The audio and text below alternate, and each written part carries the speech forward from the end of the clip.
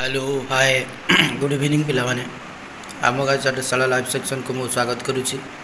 पिलामाने आज आम ओडिशा सरकार अधीन ओडिया मीडियम दशम श्रेणी साहित्य सिंधुर प्रथम जो पद्यटा रही वंदे उत्कल जननी तार विषय वस्तु को आम ए वीडियो माध्यम आलोचना करवा ताहले पिलामाने काल विलंब न करी ताले आज अध्यायटा को आम ये आरंभ करवा।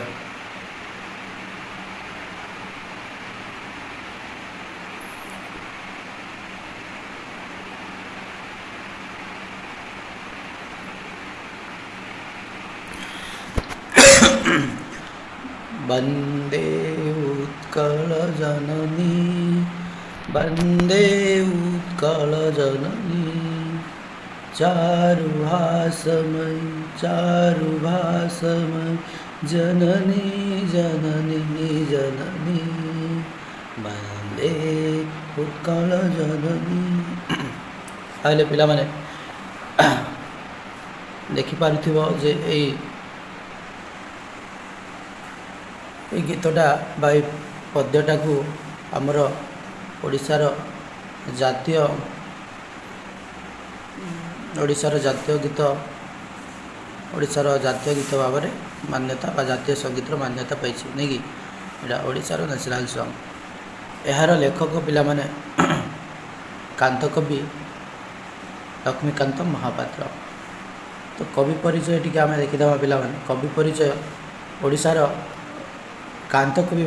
भाव में रूप में कांत कवि लक्ष्मीकांत महापात्र नहीं कि परिचित से। तो लक्ष्मीकांत महापात्र पिला माने कांत कवि भाव में से सुपरिचित।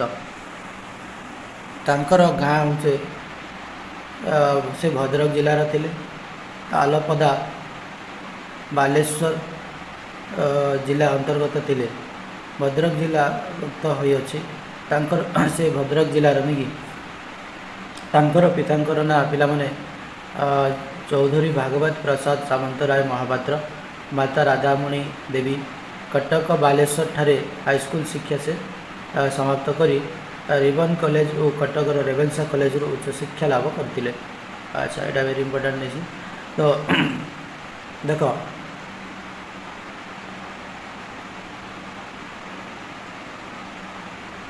से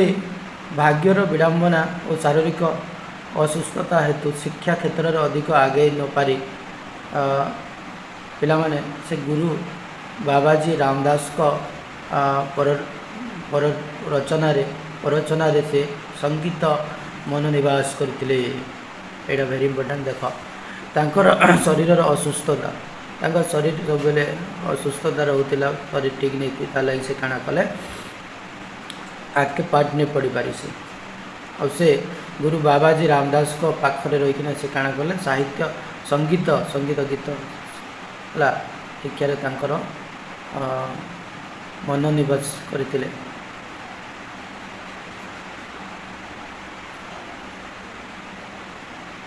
तांकर स्मरणीय कृति देख से क्या लिखी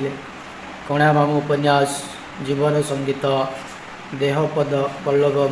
मुदारम ये सब गल्प यहाँ गल्प है चटक चंद्रहास चमू ये सब तांकर गल्प बुढ़ा शंखारी तुम पढ़ी पे के क्लास 8 क्लास कविता सबुति वंचित करी ओडिशार जनसमाज बेस परिचित। आ गोटे 1937 मसीहा प्रकाशित डगर पुस्तिकार से थिले प्रतिष्ठाता बा संपादक डगर गोटे पत्रिका बाहर आ गोटे न्यूज पेपरटा तार प्रतिष्ठाता बा संपादक किए थे ये लक्ष्मीकांत महापात्र। तो पिला माने देख ये वंदे उत्कल जननी ये जेन पद्यटा ये पद्य कवि लक्ष्मीकांत महापात्र क्यों विषय वस्तु को विशेष भाव में ये प्रदर्शित कर दर्शाई देख चेतनावादी चेतनी और देशात्मक भावना है ओडिशावासी को से चेतना देवाई ये कविता माध्यम चेतना देवाकू बा चेतई देवाई चाहिए पिला माने एक गीत माध्यम देशात्मक भावना को ଓଡ଼ିଶାବାସୀ मनरू जागृत करने से ये कविता माध्यम प्रकाश कर गीत को पिला माने लेखिन पॉइंट ए गीत को 2020 मसीह आमर ओडिशा सरकार काण कला ना ओडिशा राज्यर संगीत राज्य संगीत भाव में मान्यता देइतिला है पचारवा जो वंदे उत्कल जननी को ओडिशा सरकार केबे राज्य संगीतर मान्यता देइतिले 2020 है तार लेखक पिला माने तो तुम जान लो कांत कवि लक्ष्मीकांत महापात्र है उपाधि पाई काण कांत कवि ताले गीतटा टी आम देखमा पिला माने वंदे उत्कल जननी चारु भासम जननी जननी जननी वंदे उत्कल जननी पूतपयोधि विदित सोरा ताल तमाल शुभवित तीरा शुभ्रतटिनकुल शिखर समीरा जननी जननी जननी वंदे उत्कल जननी वंदे उत्कल जननी पिला माने हला आम ओडिशार पुरातन ना उत्कल थिला हला तो कवि काଣା करिछन ना आम उत्कल जननी बा ओडिशा माटी को ए संगीत बा गीत माध्यम रे वंदना करिछन काଣା वंदना करिछन जे चारु भाषमय हला काଣା करिछन आम ओडिशा बा उत्कल जननी को ना चारु हासमय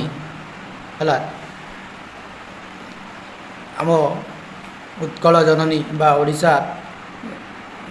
ओडिशा जननी देखा कि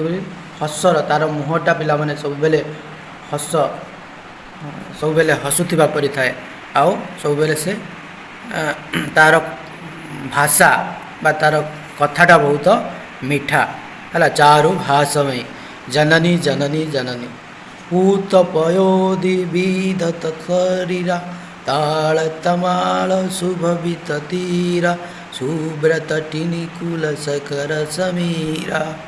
पूत पयोधि पिला माने पूत बेले काଣା ना पवित्र आ पयोधि बेले काଣା समुद्र आ विधत शरीरा तो एठारे आम उत्कल जननीर पवित्र पयोधि समुद्र पवित्र समुद्रर जल काଣା करुचे तार शरीर को धोई देउथिबा कथा गला देख पयोधि बेले काଣା पिला माने समुद्र पूत माने पवित्र पवित्र समुद्रर पवित्र जल काଣା करुचे आम उत्कल जननीर शरीर को धोउथिबा कथा ए कवितार कवि वर्णना प्रकाश करिसेंतला ताल तमाल शुभवित तीरा ताल तमाल शुभवित तीरा शुभ्रतटिनकुल शिखर समीरा जननी जननी जननी देख ताल तमाल शुभवित तीरा ताल तमाल ताल ताल गछ बा गछ गुड़िक पिला माने शुभवित बेले शोभा पाउची तीरा बेले पिला माने कूल रे है आम उत्कल जननीर कलरे अनेक ताल तमाल परी अनेक वृक्ष शोभा पाउथिबा कथा कवि एठारे लिखिछन्ति है तापर शुभ्रतटिनिकुल शिखर समीरा शुभ्रतटिनिकुल बेले पिला माने स्वच्छ जल धारण करुथिबा नदी है नदी कहि पार शिखर बेले काଣା जल शुभ्रतटिनिकुल शिखर समीरा शिखर बेले जल कणा आ समीर बेले पिला माने पवन है आम उत्कल जननीर कलरे सुंदर है स्वच्छ जल धारण करिथिबा नदी गुड़िक प्रभावित होता कथा कहुई ओडिशा रे पिला माने महानदी है तापर बैतरणी ये सब अनेक सुंदर सुंदर स्वच्छ जल धारण करिथिबा नदी गुड़िक प्रभावित होता आम ओडिशा बा उत्कल जननीर कलरे प्रभावित होता कथा कवि एठारे प्रकाश करिसेंति तापर घन भन भूमिराजित अंगे घन वनभूमि पिलाने घन बेले काଣା घंच पूरा घंच अरण्य आ वनभूमि बेले जंगल पिलाने राजित अंगे आम उत्कल जननी देहरे अंग बेले देह बा शरीर रे घन वनभूमि राजित बेले शोभा पाउथिबा कथा कवि एठारे सुंदर भाव में वर्णना करछंती हला ओडिशा रे अनेक प्रकार घंच जंगल रे परिपूर्ण ए उत्कल जननी देहरे कथा कहछंती। तापरे देखो नीलबुधर माला साजे तरंगे कळ कळ मुखरित चारु विहंगे जननी जननी जननी नीलबुधर साजे तरंगे नील माले नील बेले काण पिला माने जलराशि है बुधर माला बुधर बेले काण पर्वत सॉरी नील बुधर माला नील बेले सबुज पर्वत साज तरंगे साज बेले शोभा पाए आ तरंग बेले ढेउ है आम उत्कल जननी बा ओडिशा माटी रे सुंदर सुंदर पर्वत शोभा पाउथिबा कथा एवं नील सबुज सबुज जलराशि है जो ढेउटा पिला माने समुद्र रही समुद्र ढेउटा शोभा पाउथिबा कथा कवि एठारे वर्णना करिसंती। तापरे कळ कळ मुखरित चारु विहंगे है चिलिका से कही पार चिलिकार नील जलराशि है जो ढेउ समुद्र ढेउटा केड़े सुंदर देखा पिला माने सी जगार कल कल मुखरित चारु विहंगे कल कल शब्द पक्षी मानकर शब्द है पक्षी मैंने काण करती संध्या समय चिलिकार दृश्य देखी पिला कल कल शब्द कर पक्षी मैंने एपटे सेपटे होता है दृश्य को कवि एठारे सुंदर दृश्य को वर्णना करछंती। सुंदर साई शोभित क्षेत्र ज्ञान विज्ञान प्रदर्शित नेत्र जोगी ऋषि गण ऊटज पवित्र जननी जननी जननी सुंदर साड़ी शोभित क्षेत्र सुंदर है पिला सुंदर सुंदर सुंदर सुंदर शाला सुंदर सुंदर दर्शनीय स्थान कही पारे सुंदर सुंदर जगह ओडिशा रे परिपूर्ण थिबा कथा को कवि क्षेत्र सब सुंदर सुंदर दर्शनीय क्षेत्र कही पार सुंदर प्राकृतिक शोभा क्षेत्र सब ओडिशा रे परिपूर्ण है रही कथा कवि एठारे वर्णना करछंती। ज्ञान विज्ञान प्रदर्शित नेत्र है ओडिशा बा उत्कल जननी ज्ञान क्षेत्र में विज्ञान क्षेत्र में सबुठारु आगरे थिबा कथा कवि कहछंती। जोगी ऋषि गण ऊटज पवित्र है जिते भी साधु संत जोगी ऋषि गण है सब पवित्र सब ओडिशा बा उत्कल जननी क्षेत्र से मैंने उट्टज बा उठी जागृत होती से कथा कहते। तापर देख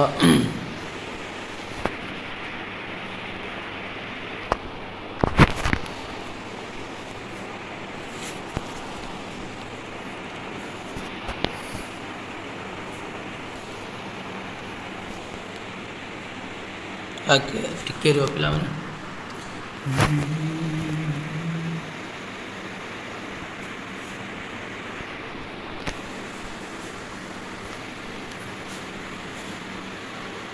पेजटा जंप नहीं है सीधा टी देखुछ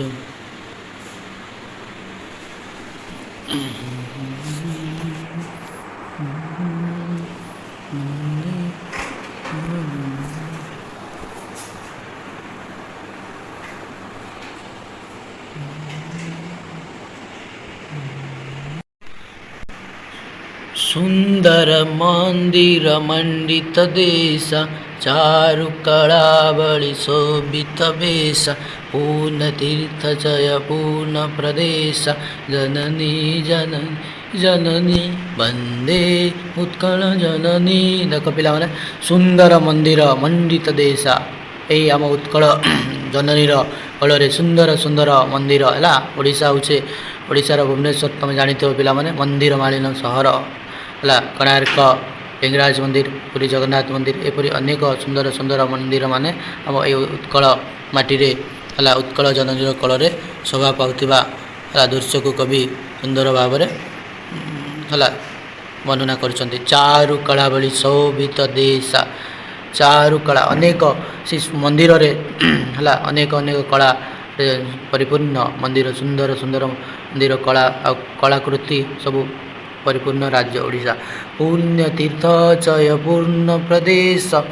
ଏ ଆମ ଉତ୍କଳ ଜନନୀରେ ଅନେକ ପୂର୍ଣ୍ଣ ତୀର୍ଥଚୟ ବେଲେ ପିଲାମାନେ ପୁଣ୍ୟ ତୀର୍ଥ ଜାଗା ହେଲା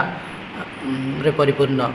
ଅନେକ ତୀର୍ଥ ଜାଗା ଅନେକ ଦର୍ଶନୀୟ ସ୍ଥାନ ଓଡ଼ିଶାରେ ପରିପୂର୍ଣ୍ଣ ଥିବା କଥାକୁ ଏହି ଧାଡ଼ିରେ କବି ସୁନ୍ଦର ଭାବରେ ଲେଖିଛନ୍ତି। ତାପରେ ଉତ୍କଳ ଧୋରବର ଦର୍ପିତ ଗେହ ଅରୁକୁଳ ଶୋଣିତ ଚର୍ଚ୍ଚିତ ଦେହା। ଦେଖ ଉତ୍କଳ ସରୋବର ଦର୍ପିତ ଗେହା, ଉତ୍କଳ ସରୋବର ବେଲେ କାଣା ପିଲାମାନେ ଶ୍ରେଷ୍ଠ ବୀର, ଉତ୍କଳ ଆମ ଏ ଉତ୍କଳ ଜନନୀର ଶରୀରରେ ବା ଶରୀରରୁ ଜନ୍ମ ନେଇଛନ୍ତି ଶ୍ରେଷ୍ଠ ବୀରମାନେ, ଆଉ ସେମାନେ ଦର୍ପିତ ହେଲା ସାରା ଜାଗାରେ ସେମାନେ ଚର୍ଚ୍ଚିତ। ଆଉ ଦର୍ପିତ ଗେହା ବେଲେ କାଣା ଘର ହେଲା, ତ ଉତ୍କଳ ଜନନୀର କଳରେ ଶ୍ରେଷ୍ଠ ବୀରମାନେ ଜନ୍ମ ନେଇଥିବା କଥା ବା ଜନ୍ମିତ ଗନ୍ଥା ଗ୍ରହ କହିପାର ଗୋଟେ ଘର ହେଲା। ଏଇ ଉତ୍କଳ ମାଟିରୁ ଅନେକ ଅନେକ ଶ୍ରେଷ୍ଠ ବୀରମାନେ ଜନ୍ମ ନେଇଥିବା କଥା କୁହାଯାଇଛି। ଅରୁକୁଳ ଶୋଣିତ ଚର୍ଚ୍ଚିତ ଦେହା, ଅରୁକୁଳ ବେଲେ ପିଲାମାନେ ଶତ୍ରୁବଂଶ, ଆଉ ଶୋଣିତ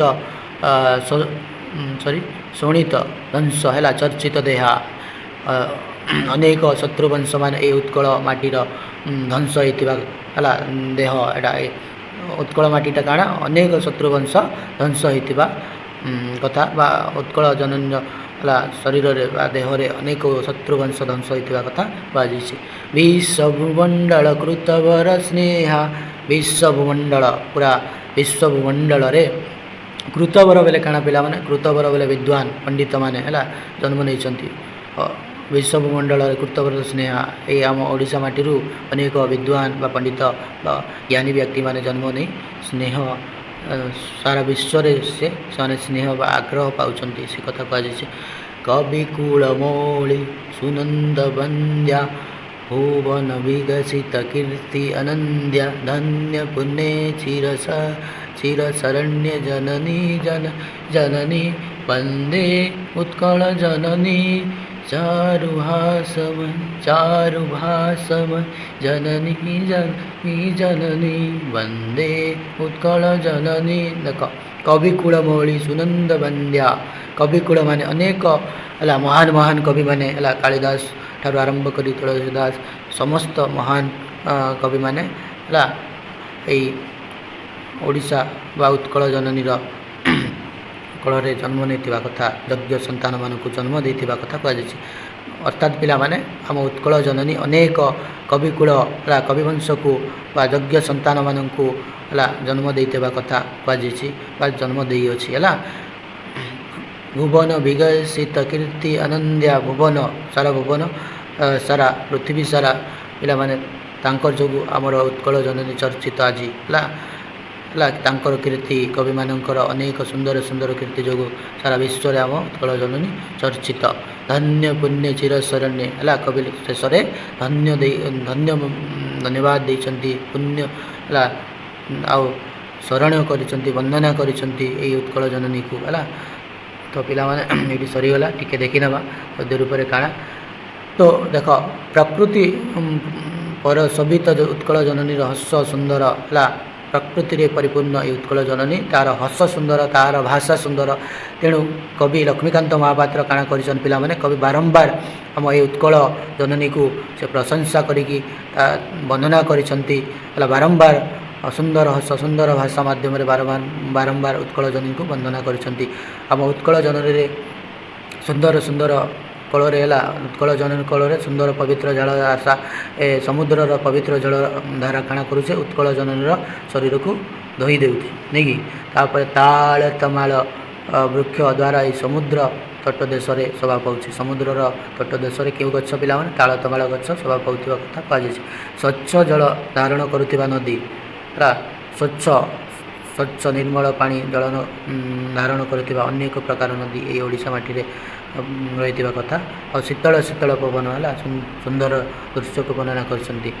ତାପରେ ଉତ୍କଳ ଜନନୀର ଶରୀରରେ ଘଞ୍ଚ ବନଭୂମି ଶୋଭା ପାଉଛି। ଉତ୍କଳ ଜନନୀ ଶରୀରରେ ଅନେକ ଘଞ୍ଚ ଅରଣ୍ୟ ଶୋଭା ପାଉଥିବା କଥା କବି ସୁନ୍ଦର ବର୍ଣ୍ଣନା କରିଛନ୍ତି।